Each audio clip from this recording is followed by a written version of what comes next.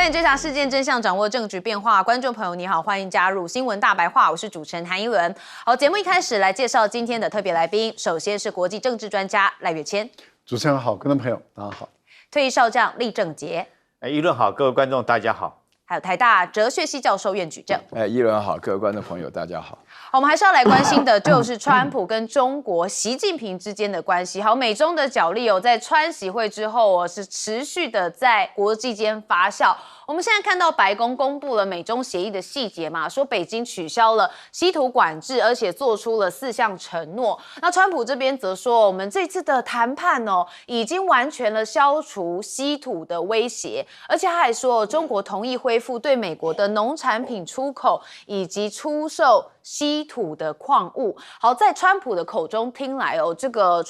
习近平是有所退让的中方是有所退让的。好，那当然川普又讲说美国跟中国合作可以变得更强大。好，那他说透过跟中国的合作，不仅仅是击败他们，甚至美国还可以变得更强大、更优秀。好，那真的是这样吗？因为现在川普有被说私下有放话说不能让习近平如愿。好，这是中国问题专家易明他所揭露说，其实川普曾经明确的表示他不想让习近平如愿以偿。他说这暗示了就是美方在台湾的议题上面其实仍然保持着一定的战略克制。好，所以美中贸易的这个谈判大家就说了，因为川习2个人见面算是告一个段落了，但是很多人也知道川普这个人不确定性很高，所以风险一定还在。好，那就是美中2国暂停实施那他特别刮胡不是取消好，暂停实施更高的对等关税和出口管制的措施，就是要凸显出双方长期的互不信任以及紧张的局势可能会再度的有升级的风险。所以呢，大家还是很担心啊。那大家就会问说，这关税是不是已经没有解了？因为接下来看起来还是有一些互呛的成分。尤其美国的财长现在又在警告中国大陆说，如果你再限稀土的话，我就再加关税。好，这个中国大陆看到这种老招也是知道说要怎么应对啦。我们看到中国外交部发言人毛宁他说，威胁跟施压无助于解决问题，当务之急是美中应该认真的落实2国元首釜山会晤达成的共识，为中美经贸合作注入更多的稳定性。好，他这句话其实言外之意就说了，我们川习才刚见面你背后又讲了这样子威胁我的话那到底是要怎么样？就是人前一手，人后又一手的概念。好，不过我们看到中国大陆也是恢复了购买美国大豆那英国媒体则是说，其实现在巴西的大豆中方还在加大的采购当中。好，因为呢市场预期中国将会恢复美国进口美国的大豆嘛。好，那南美的大豆价格最近就有所回落了。好，中国的大豆进口商就随即加大了对巴西大豆的采购力度。好，那在中国经营这个油脂加工厂的贸易商说，巴西大豆现在比美国墨西哥湾沿岸的大豆便宜，所以他们抓住了这机会，赶快预定货物。好，那自上周以来他们看到对巴西大豆的需求而是有所增加的。所以根据中国大豆协会这边公布的数据，今年1到9月，中国占这个巴西大豆出口的79.9%，高于这个历史平均水准的74%所以真的是量很大。好，那也要看到纽时现在也揭露说，北京在20年来是下了一盘大棋。好，这就代表说他们试图在20年前就要慢慢的来断开西方的依赖。好，川普试图要降低美国对北京出口的依赖，防止中国大陆工厂的产能过剩，淹没了美国的经济。但其实北京早就已经逐步的脱离对美国的依赖了。纽约时报报道说，过去20年，北京推动的是经济自主化。好，那也建立了对美国施压的关键卡点，让美国更难以封锁。那经济自立不仅是习近平的政策核心，那也延续了胡锦涛的方针。好，我们还要再看到除了现在美中之间的这个谈判有关稀土，还有关的是大豆农产品。其实现在美中的晶片角力持续的在上演当中。这个黄仁勋就很着急嘛，因为他的 Blackwell 到底会不会卖到中国呢？好，现在说他游说美国这边根本没用，因为川普高层仍然是力阻这个辉达的 Blackwell 晶片卖到中国。好，这是《华尔街日报》报道说，尽管黄仁勋非常的积极游说，希望能够开放降阶版的 Blackwell 对中出口，但是川普团队还是一致的反对。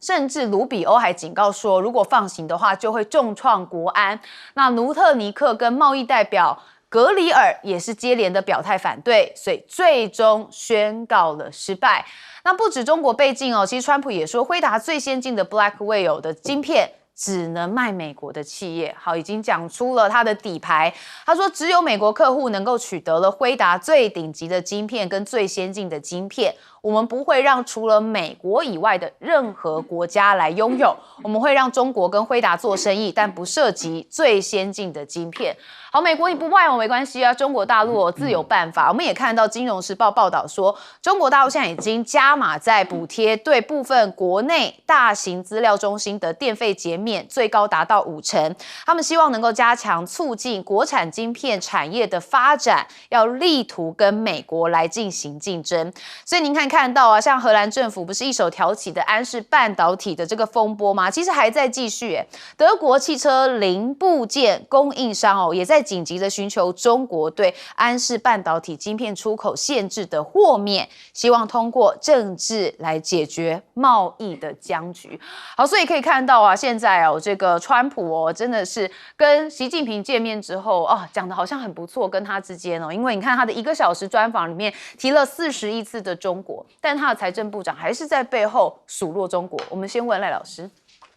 目前来讲，财政部或者美国了美国所公布的单方面的资讯，好像跟中国大陆所公布的资讯对不起来了因为大陆这边的商务部在第一时间，就是双方会谈之后公布的一个讯息是说中国的10月9号之后的这个有关于稀土的管制措施往后延1年这是10月9号之后，所以10月9号之前的都不在这次的谈的范围内。但是贝森特的意思就是说，还有川普的意思就是说，包括之前的都全部都在管制的范围嘛，都在解除的范围。这个就跟当初讲的已经不一样了那对于大陆来说的话，就是你美国从马德里会谈之后，对中国所列出来的那些清单，还有例如说1200家的清单，还有就是有关于50%的资本的这种穿透性的企业，那么都要制裁，就估计下来大概有2万家，那都要拿走。但是美国这边是对于他们马德里会谈之后的也没说然后这些穿透性的清单是不是都要拿走，他们也没说，他们只说中国大陆要把这个稀土的管制取消，但这个跟事实不合嘛所以彼此之间看起来这个协议又签不了，因为贝森特的意思是当时就是说很快的1个礼拜内签完，但是从30号到现在已经5天了，是31、2、3、4已经5天了。那目前来讲，彼此之间的争议好像还是不少。另外，格里尔他又说了他们就说我对于对中国的301的调查还是继续进行，但是那只是继续进行，不代表他调查之后的制裁就会推动。可是当初有关于船舶的这个调查之后的规定的措施，事实上当初的协议就拿走了，所以中国这边的宣布就是说，你取消了，我这边就取消那目前来讲，这个部分也要确定。还有一个部分里面就是贝森特说你如果都不能满足我的要求，我会再给你课100%的关税。可是我觉得这个贝森特有点智障要不就是有一点这个金鱼脑。为什么我会讲这2点？就在今年现在才11月，是就在今年从2月份打贸易战打到4月的时候，就是你美国对中国课多少，中国就对你课多少嘛，而且是你课的时间的实施执行日期开始，中国就当天对你课，那一点都没有含糊啊，就是你多少我就多少。后来双方就一直叠加到145，那中国大陆就说145，那就是完全脱钩了，那就够了嘛。那够了，怎么美国自己又加到245？后来美国也看这245已经是开玩笑的了，川普最高还喊到285，大家都觉得开玩笑。145，中国都没再怕了，那你贝森特的100，中国怎么可能会怕？所以我才会说他是不是脑袋有点问题啊？这个才没多久的事，今年4月的事，逼着他飞到日内瓦，而且是他飞他飞到日内瓦去跟当时在日内瓦访问的何立峰来谈，然后才谈出这个结果。怎么一切都忘记了？买大豆对大陆来讲，当然买也对大陆有利，不买也有利。这次又宣布要买3船的时候，巴西马上降价了，而且这一降价对大陆的农民养猪农很有利啊。当然，中国马上又跟你巴西买10船，那这个就是叫做什么？大豆对大陆来讲，买跟不买都成为武器了。好，苑教授怎么看？我提出一个新的观点让大家知道这个美国这个谈判是一回事在韩国谈判一回事，但是他写的报告完全是针对美国国民写的报告了不是写给中国看的了。这个里面大家也不要想到说是美国拿捏不了什么中国的，美国本身呢，在这个性格上来讲就是我们经常要讲美国人基本上的话呢，就是只有金牌没有银牌要做世界老大，这是第一点这个大家要记住。然后第二点的话呢，美国人本身呢，因为长期那个民主环境他讲的消息是要让他们自己听的。你看那个川普里面写的消息就是我们大获全胜这个宣布获胜跟那个印度的莫迪是很像的了，就是说不考虑现实的情况。然后呢，这个里面讲的话，稀土没有问题了，那中国买我们的大豆连续的话3年每一年买了2500吨什么的，他这里面讲的是这种情况。那里面牵涉到了这个大获全胜包含芬太尼的税还是要抽什么的。然后呢，那个贝森特一下高兴得意忘形，忘了搞不清楚说我们最快，因为那个 BBC 讲过说，这个美国人在离开韩国的时候就 left with empty hands， 意思也就是说空着手走的，没有签下任何实质的东西。然后那个拜登特马上就讲说，那个我们这个下个礼拜就要签了。下个礼拜签的话，看样子是黄了，看样子是没希望了这一下子恼羞成怒了。原来在这个会议之前讲的我们要有平等尊敬态度，那个时候我还觉得啧啧称奇因为美国从来没有对人家用尊重的态度来讲话，也没有用平等的态度来讲话。大家要了解美国本身的话呢，就是一个非常骄傲的。那么在这种情况之下的话呢，这次碰到硬茬了，碰到大陆这边的话呢，我觉得呢，大豆跟稀土的意义还是不太一样的你大豆来讲的话呢，就对于牵涉到美国的内部的这种政治那个豆农的话呢，里面的话呢，他们就抗议的决心是十分坚决的。到目前为止，大陆没有只买了18吨的，一艘船载6吨，36、18就是这样意思一下。然后接下来的话呢，那3年的话呢，川普的任期也没有任何纸上的协议这个我觉得呢，大陆是在美国头上悬了一支这个希腊文讲的达摩克利斯剑你要是表现不好，像现在这个样子的话，马上剑就落下来落到你头不管多近反正不管怎么样，你这个贸易战的话是没有用的。那另外的话呢，我觉得稀土是一个真的非常有效的钳制美国的工具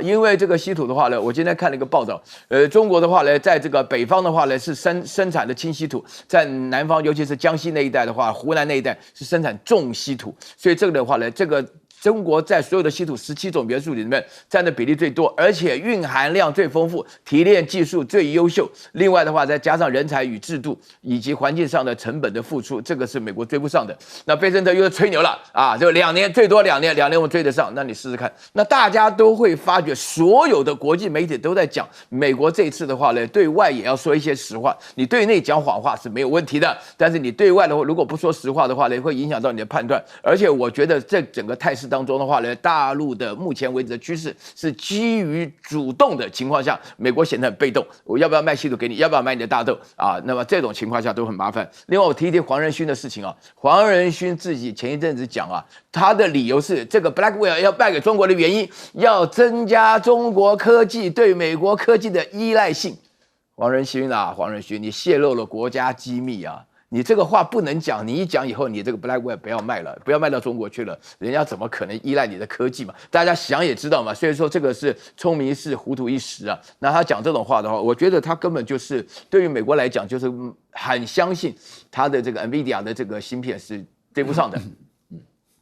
好，将军。我们看川普讲这句话，美国与中国合作可以变得更强大。那中国讲的是什么话？就是中国与美国应该相向而行那这次来讲的话川普跟这个习近平见面之后他也承认一件事情，就是世界已经变成G2的世界，也就是2大强权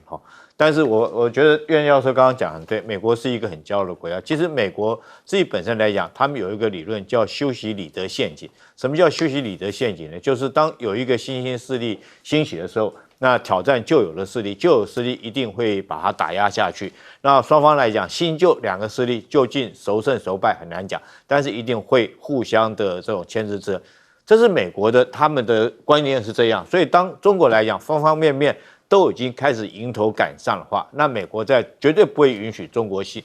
国可以冒出头来所以我觉得川普讲这句话是在骗人的，就是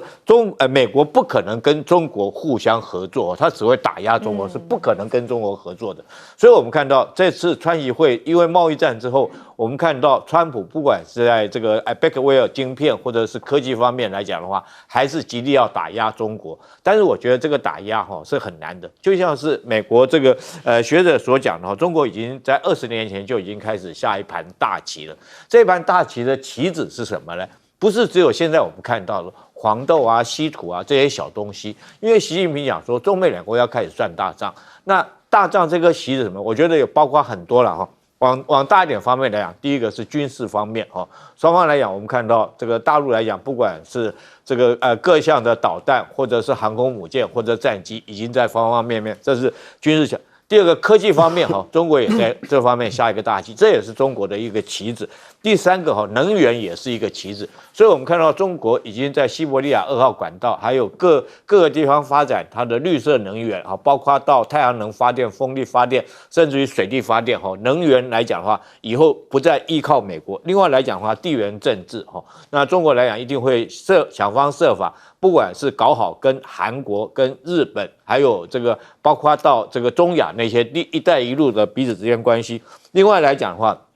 经贸也是这次的重点，所以中国已经在方方面面各个下个大棋，等于说像一个围棋一样，它一个子一个子慢慢落。等到有一天，这个美国突然发现说它已经被围困在那个地方的时候，那可能已经来不及。那目前我们看出来可能中国在这个晶片方面可能还这个略逊于美国一筹，但是诚如这个黄仁勋所讲的，如果这时候他Blackwell不赶快再卖给中国，让中国必须依赖它的话，那中国自己自力更生，那未来哪一天它发展出来，那很难讲。因为几年以前我们也想象不到说中国可以造航空母舰，那现在中国居然可以自己设计，而且可以制造航空母舰，那你难保哪一天中国可以设计出来，自己制造出来自己的 AI 晶片，可能性能效果不会比Blackwell还差。好，我们休息一下，马上回来。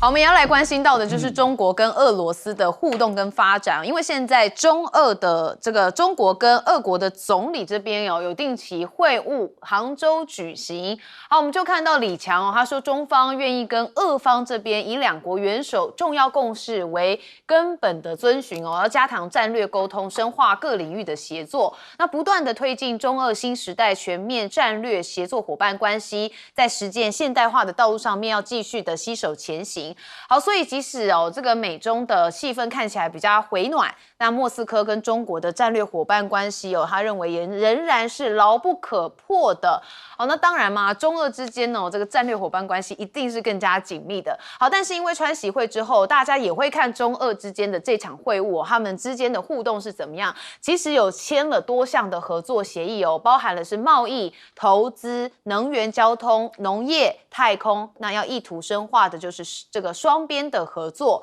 那我们刚刚也看到嘛，川普不是接受了60分钟时事杂志的专访哦。那当然他也赞说，这个习近平被问到说啦，习近平跟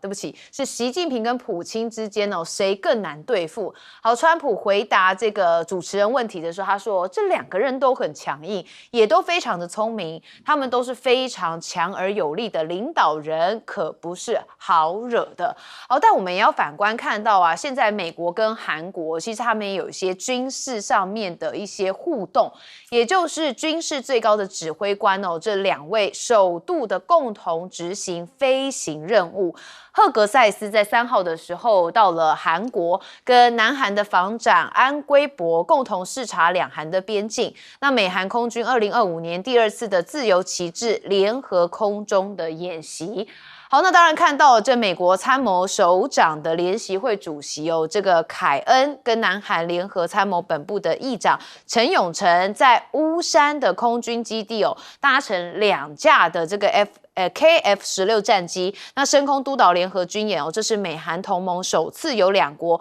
最高军事指挥官共同执行联合的飞行任务。好，因此你也看到这张照片就出现了，就是刚刚我说的凯恩以及陈永成。好，那赫格塞斯到南韩这边也出席了美韩安保会议哦，那当然也说应该会跟李在明来见面。那这个防长之间就是因为到南韩嘛，所以南韩也有举行一个欢迎仪式。那2国的防长也一起来检阅南韩的军方仪仗队，2个人出席的就是美韩安保会议，要强化的是2国的军事同盟。不过现在也有学者是说，川普当时不是跟高市一起现身在这个横须贺美军基地吗？他高调的把亚洲防线交给了高市，就有那种你给我顾好。那变成是日本这次拿到了尚方宝剑，目的就是要向中国释放说我们美日现在已经是同盟了，我们在同一条船上。好，不过刚才讲到韩国这个李在明，目前来看他到底会不会听川普的？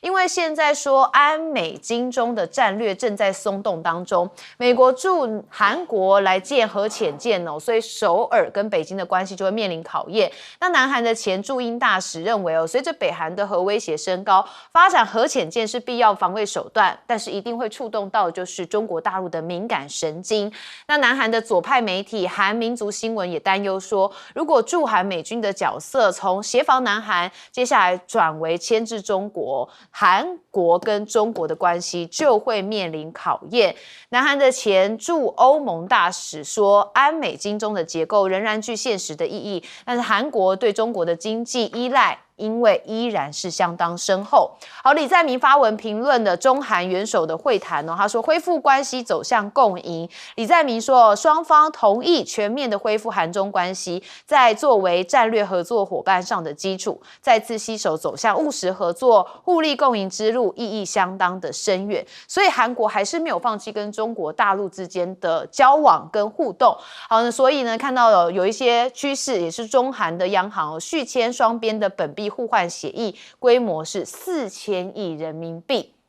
那川普这边则宣称中俄都在试射核武，不希望美国成为唯一不核武的国家。好，那当然这个川普是在上周突然宣布说，我们美国也要恢复核试啊，直指说俄罗斯跟中国也都在进行所以这部分他觉得我们一定还要再进行。那川普硬扯中俄，有人就认为说是不是正在合理化美国核试的行为呢？那也被川普指控说哇，秘密测试核武器，现在中国大陆这边也是蛮强硬的。他说作为联合国安理会常任理事国跟负责任的核武国，中国始终坚持走和平发展的道路，奉行不首先使用核武器的政策，那要坚持的就是自卫防御的核战略，恪守暂停核试验的承诺。好，让中国大陆蛮跳脚的，因为这个川普特别又指到了这个中国，好像在讲说中国有这样子的意图存在。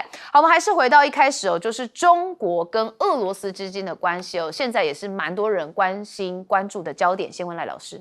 大国有大国在下的大棋盘那小国或者中等国家有自己下的小棋盘，但是中等或者小型国家下的小棋盘，他们基本上来讲不太能够撼动影响大国下的大棋盘。可是大国下了大棋盘，一定会改变，影响到小国跟中国型国家它的所有的一举一动。我们看到中国大陆跟俄罗斯还是非常稳健的关系继续在走，他们的大棋盘就是背靠背。那也就是说，由于中国大陆本身跟俄罗斯的这种关系，尤其是相互信赖关系，是一直在往上叠高的情形下，我们很留意的，俄罗斯在中国的边界线上，它基本上是几乎不需要放置兵力。那中国大陆在俄罗斯边界几乎是不放置兵力了，所以大部分的兵力都是，例如说对大陆来说的话，像北部战区，它就管朝鲜半岛到日本这个地区；那么东部战区就管台湾啊、琉球啊，还有已经到这个巴士海峡。那南部战区就负责南海。然后其他的中部跟其他的战区就作为一种支撑后援后备的这种力道，那就形成了一个大战略的一个局势在走。对俄罗斯来讲也是如此，所以它的主要的力量有一部分可以放在远东地区对于日本海、美国、阿拉斯加、加拿大、日本还有韩国等构成的一定的威慑力道。那它主力可以放在欧洲。不管是对于这个大西洋的北边或者是南欧这个部分里面，它形成了往两边来发展的一个趋势。那美国原本川普上来的时候，想透过他跟普丁私人的关系，看能不能敲动中俄之间的关系，制造一点矛盾，掺一些沙子。可是看起来没有成功。没有成功的情形下川普这次到亚洲来的时候，他很明显的他发现韩国也变了，因为韩国的尹锡悦已经不再是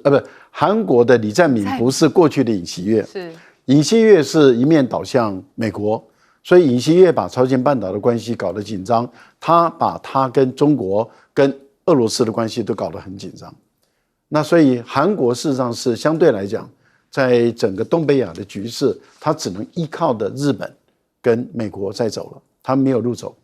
那现在李在明很明显的就松动了美日韩的这个关系，他并不是说改变了，但松动了也不是说今天美日韩就走不下去了，而是他亲美，可是他是一直在缓和改善跟中国的关系，那也希望透过跟中国关系的改善，他能够缓和跟朝鲜半岛，也就是跟朝鲜的关系。但是我觉得他的核动力潜舰的一个计划打造，会破坏朝鲜半岛的无核化的一个政策，也会使这个美国等他们制裁朝鲜拥有核武这个力道会减弱，这个对韩国不见得是有利的，也会改变俄罗斯、中国大陆对韩国之间的关系。我觉得这个韩国做这个决策还是要再想清楚牵一发动全身。好，将军怎么看？这次来讲，俄罗斯的总理叫米舒斯金到这个中国来访问。那他第一站是到了杭州。那为什么到杭州呢？我们知道杭州现在来讲的话，是等于是中国的科技重镇所以他到这边来是跟中国科技上面做一个学习，做一个交流。然后之后来讲的话，他到北京去见了李强。那这个米舒斯金本身是经济学者然后跟李强也是在国内搞经济的，两个人一定是做经济方面一定有一番的合作。那现在来讲，现在这个时间应该是在见习近平的时候。那我认为这次来现在俄罗斯跟中国的关系很明显的，因为俄乌战争的关系俄罗斯被这个欧洲很多的国家，不管是在经济方面做制裁，所以他唯一必须能够对他来讲，他能够放心、能够依靠的就是中国。那很多的原物料必须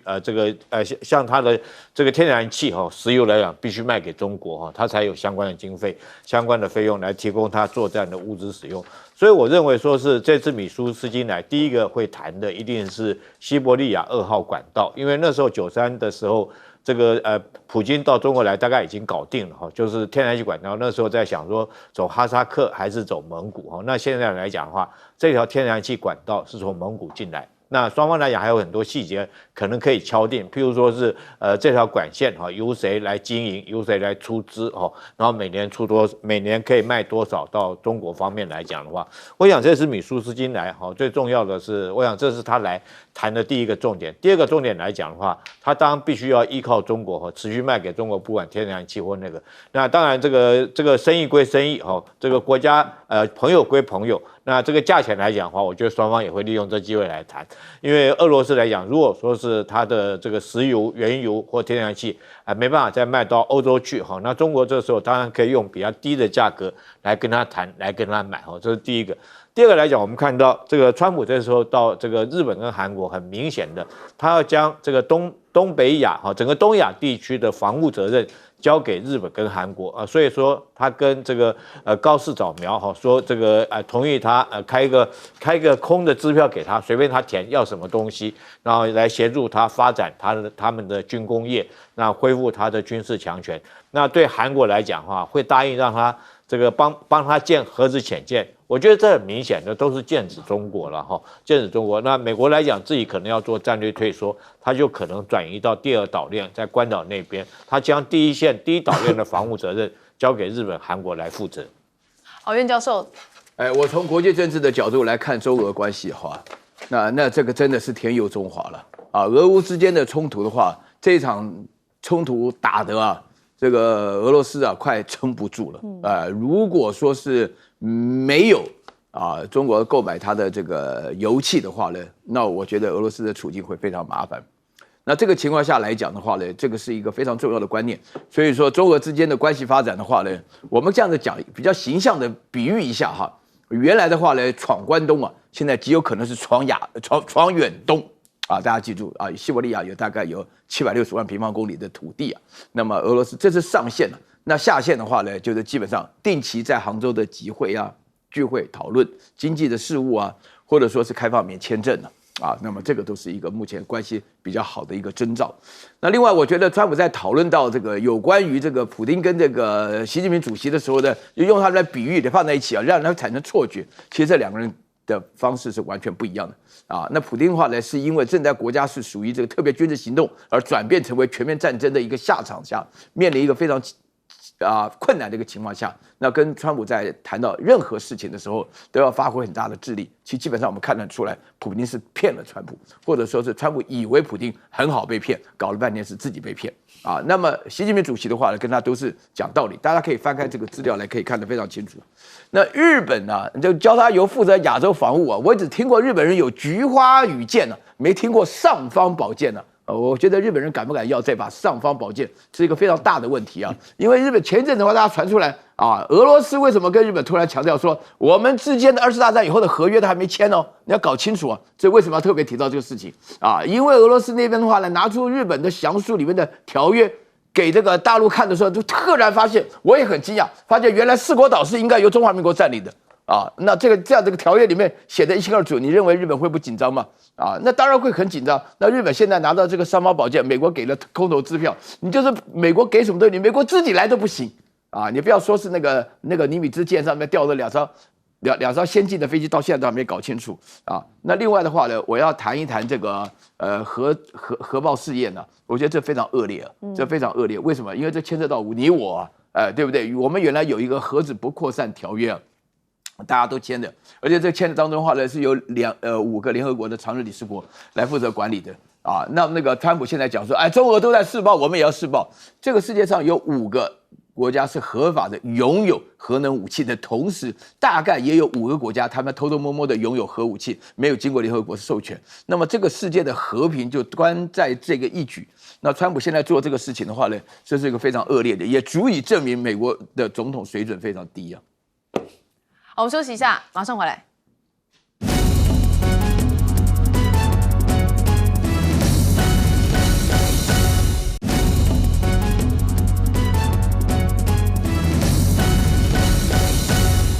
好，我们再把镜头看回到美国，因为川普真的很忙，而且他原本还要出席的是最高法院的关税辩论但是他现在不去了。好，大家知道吗？川普的关税引发全世界的效应，那也引发了他们国内的哗然。好，原先表示说自己会亲自想要去最高法院的旁听辩论，但随后又改口说很想去啊，但是不愿意出席，干扰听证会进行，所以最终是不去了。好，那不等最高法院的终判其实美国的财长贝森特又讲话了他说现行的关税将获判可继续执行，但如果被推翻的话，免惊，我们政府还有其他的法源包含1974年的贸易法第122条等等所以就是代表说关税我就是要一直的走下去。好，那美国工业设备制造商执行长则说，无论川普引用哪一条法律，会想方设法的让关税无法被挑战，那企业将不得不压住的是生产转向。那现在这个很多人就觉得川普政府根本是无法无天我们看到了 FBI 的局长搭公务机约会哀轰还迁怒开除了下属啊，这样的事情就是公器私用那相对于美国现在人的感觉非常有相对剥夺感。好，因为这个美国民众不满情绪升高，主要当然就是因为现在政府关门嘛。好，那法院也裁定要继续的进行粮食补助措施。好，所以这是美国的2位联邦法官就在日前裁定说，联邦政府必须继续履行对美国营养补助援助计划的给付责任。那川普政府在3号就宣布，尽管现在资金短缺，还是会在11月部分恢复发放食物的补助。好，那看到我们这几天都在讲说，美国人民现在生活过得很辛苦，因为很多公务员他是没办法从这个国家拿到钱的。但是川普在干嘛呢？我们看到川普竟然在开趴。好，他前一晚还在海湖庄园举行了奢华的万圣趴画面已经被流出了主题是享乐无罪。美国国务卿卢比欧还有这个华府的联邦检察官皮洛等政要都是座上宾这种画面看在美国人眼里实在是非常非常的难过。好，酒池肉林的感觉就是这样好，那当然了，这对比就是4200万美国人断粮那川普的部分就让很多人是非常的火大。你看上传之后引爆了怒火。加州州长纽森也说川普举办的是大亨小赚的派对，同时有4200万的美国人正在美国营养补助援助计划这个消失了，所以让人家看起来非常的不舒服也不满意。好，那最新民调就揭露，其实有60%的老美不满意川普的执政那这部分也看到67%认为美国正在走向错误的方向。那川普的整体支持率为41%，不支持率为59%。好，那现在川普是不是要面临考验呢？因为马上就要进行期中选举了。他接下来这个重大考验，除了回到国内面临连串的地方选举，联邦政府停摆进入到第2个月，那此周将是执政以来最为关键的政治时刻。因为纽约市、美国维吉尼亚州跟新泽西州在4号的时候要举行市长跟州长的选举投票。好，那距离2026年期中选举也只有1年。所以这个4号的投票结果会成为共和跟民主两党势力对比的一个重要方向指标。那纽约市长这一位呢，他叫做这个曼尼拉现在声势也是大涨，他是民主党的。好，那川普就说了好，因为我们的第2高是前纽约的州长独立候选人古默。好，那我们现在就投他，不要再投共和党了。所以他是直接弃保所以整个民主党内也是有一点点挫到，因为本来这个独立候选人古默他也是民主党，所以民主党现在还是也是有一点内讧所以这整个战局蛮乱的。好，那众院议长的这个民主党领袖他则认为，我不认为曼尼拉是民主党的未来啦，就是说这个接下来这个里头，这个民主党第1高票的人可能也会是党内不喜欢的人，因为他认为他太过度的转左向，反而会失掉中间的选民，那对2026的期中选举也未必有利。好，那纽约市长选举就要登场了，左派议员曼尼拉民调领先，那川普呛当选要撤销联邦的补助。好，所以现在看美国很乱。大家有的没钱呐、有的拿不到钱呐、然后又有选举哦，整个政治氛围非常的极化。我们先问赖老师，关税的问题到底是总统权力还是国会权力啊？这个是在争议啊，所以现在加州等好几个民主党的州，他们提出诉讼嘛，现在已经到最高法院了啊。对于川普来讲，他非常的迷信关税，他认为关税只要坚持下去，一定会产生他所预期产生的作用。那他预期产生的作用呢，也就是第一个，美国的联邦政府那么赚大钱啊，这第一个。第二个呢，就是外资会投入到美国来。第三个就是外国的企业也因为承受不了这个高关税，所以他们就搬到美国来。然后有助于第四个就是有助于美国的企业壮大啊。然后最后一个就是美国没有生产的东西外资也不愿意进来，外企也不愿意进来的，那美国也可以重新，因为有一个市场了，国内的内需市场，所以他们会有新的工厂设立。所以这些机械制造商的理事会，他们都认为这样的话会让他们赚大钱，会让美国有更多的资金进来，然后有更多的就业机会。可是从关税开始2月一直到现在已经11月了，它所呈现的现象还没有出现川普跟他的团队中所预设的现象还没有。那非但没有，现在看到的是物价一直在上涨。物价一直在上涨，目前大家分析，也就是说专家进入仔细分析的时候，发现超50%以上，快到60%是由进口商吸收，30%左右是由这个零售商吸收，然后出口商只吸收1%。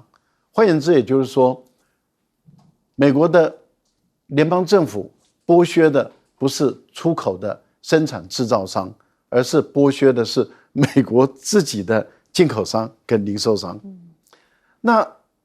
很多零售商或者进口商撑不住的，已经把它的价格已经往上调了，所以美国的消费者已经很明显的感觉到物价上涨了。联准会估计物价真的最严重的可能会在年底到明年的时候。为什么？因为原本有囤积很多产品的避开关税的，它的仓库都见底了，所以当它再重新从国外进口商品进来的时候，已经不是他当初买的价钱，他承受不了这样的一个亏损，所以他会更多的把它转嫁到消费者上面，所以物价还会有一波的上涨。这也就是联准会他们估计这种通膨的这个野兽还没有被扑灭。另外一个，那他怎么能降息呢？联准会不降息，那联邦政府付的债的利息就一直高居不下。所以我认为川普的这个豪赌最后会怎么样，我们再看看吧。郝渊教授怎么看？我要让大家了解一下，美国是一个资本主义社会，大家要搞清楚啊，因为现在这个全世界最资本主义社会的就是美国。我们以前讲过一句话，就是这个朱门酒肉臭啊，入有冻死骨啊。这个酒肉的话呢，吃不完了变臭了。如果冻死以后呢，没人埋葬的话呢，骨头露出来了那个资本主义社会的就会出现这种现象。美国社会的什么都看钱尤其是川普本身有基于商人立场，就是说基本上的话呢，我觉得要了解美国，一定要了解这个道德观念要转变，你不能够拿中国传统那种以和为贵修身齐家治国平天下的观念来看一个领袖人物。那个川普本身来讲的话呢，我最近讲一个消息那个比特币就虚拟货币之王赵长鹏被川普特赦了至于底下有没有暗码的话呢，我不知道。川普就会说，在接受 CNBC 60分钟访问的时候，就说我不认得这个人，但是他已经被特赦。这个说明什么呢？说明了大家可以看得到，因为川普不但非常高调的庆祝他的万圣节，说句良心话，万圣节好像在我感觉上这个 trick or treat。这根本就从小我听到这个事情都不觉得是一个什么重要的节日，但是我不晓得川普居然重视到这种程度而且还开这种这么大的一个 party 就叫做小 party， 根本伤害不了任何人，这还取了个名字，放这个歌曲这个名称。所以说从这个角度来讲的话呢，那么大家了解美国社会路有冻死骨什么的，4200万人要领这个 food stamp。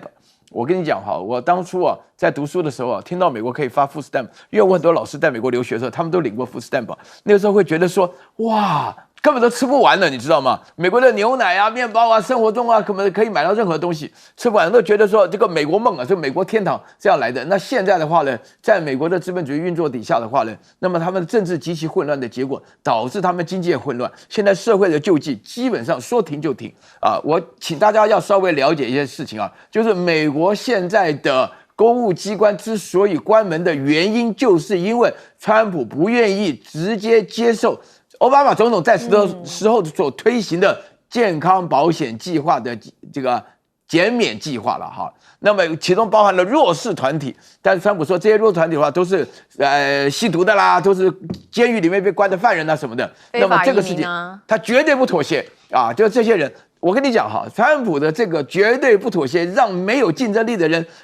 一点医疗保险都没有得到，这件事情在我们听起来就很难过，因为我们是一个有健康保险的国家，会觉得说不管这个人好坏，你都要照顾他，对不对？美国不是这样，美国完全不这样子。所有认得的美国人现在都是基于保险的缘故，他们非回来不可，因为实在太贵了。那至于说是你要是活得很好的人，然后在美国可以得到最大的享受，所以这个就是美国的制度，这个资本主义的制度所产生的结果。好，将军怎么看？